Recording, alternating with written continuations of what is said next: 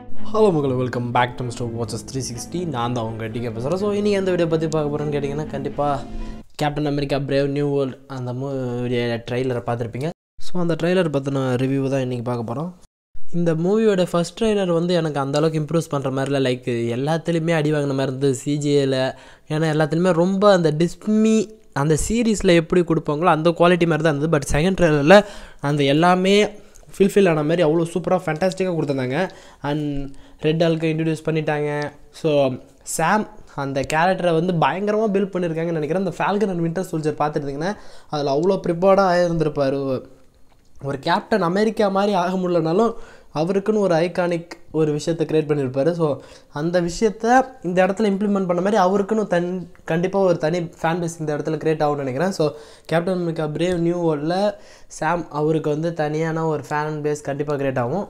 So அந்தளவுக்கு க்ளீனான ஒரு கட்டர்ஸும் அவ்வளோ சூப்பராக இருந்துச்சு. அண்ட் ட்ரெய்லர் பார்க்கும்போது ரொம்ப அமேசிங்காக இருந்துச்சு. அதில் வந்து சூப்பர் ஹீரோ லேண்டிங் வந்து ஒரு மாதிரி எப்படி சொல்கிறது, அது பார்க்குறதுக்கே டக்குன்னு பார்க்கும்போது ஏதோ சூப்பர் சோல்ஜர் சீரம் எடுத்துக்கிட்ட மாதிரி இருந்துச்சு. பட் அப்படி தானா என்னன்றது தெரியல. அண்ட் அது நிறைய பேர் அந்த சூட்டில் இருக்கிற வைப்ரேனை தட்டி தான் அவர் நின்னார் அப்படின்ற மாதிரி சொல்கிறாங்க. இல்லைன்னா அவ்வளோ ஹைட்லேருந்து குதிச்சிருந்தா கண்டிப்பாக கால் உடஞ்சிருக்கும் அப்படின்ற மாதிரி சொல்கிறாங்க.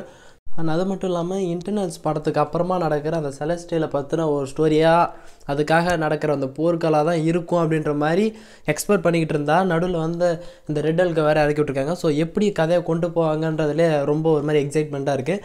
ஸோ வெயிட் பண்ணி பார்க்கலாம். February 14 ரிலீஸ் ஆகுது. மூவியை பார்த்துட்டு அது எப்படி இருக்குன்றதை மறக்காமல் ஒரு மூவி ரிவ்யூவில் பார்க்கலாம். உங்களுக்கு இந்த ட்ரெய்லர் வைஸ் உங்களை எப்படி இம்ப்ரெஸ் பண்ணிச்சுன்றதை மறக்காமல் கீழே கமெண்ட் பண்ணுங்கள்.